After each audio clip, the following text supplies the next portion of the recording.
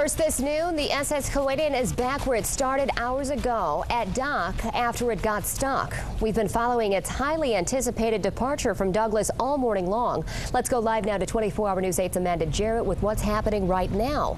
Amanda? Good afternoon, Emily. That's right. Well, if you can see behind me, the Keewatin is still pretty much where it was this morning during daybreak when we showed you. There was some slight movement earlier this morning as the tugboats were trying to free the ship.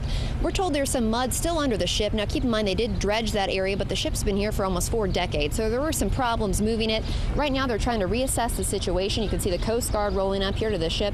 The hope is the tugboats and the force of the water will be able to free this ship. But I do want to show you over here on the dock. There's still some large crowds over here, still waiting, some of them waiting as long as 5 hours to watch her departure.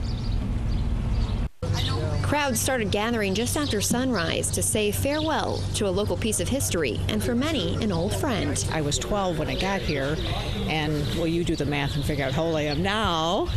So to see it go and move and leave, it's sad. Bud Naughton showed up to see the steamer off on her journey. Only fitting since he helped bring her here so many years ago. When we brought in the 60s, I didn't have a clue what was going to happen.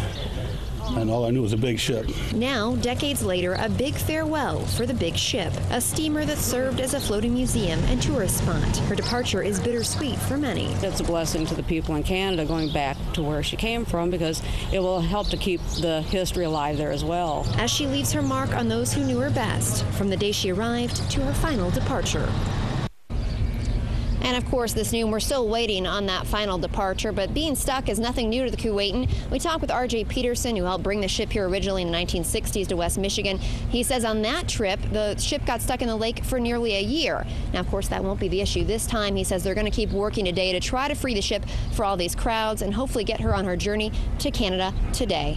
Live in Douglas, Amanda Jarrett, 24-hour News 8.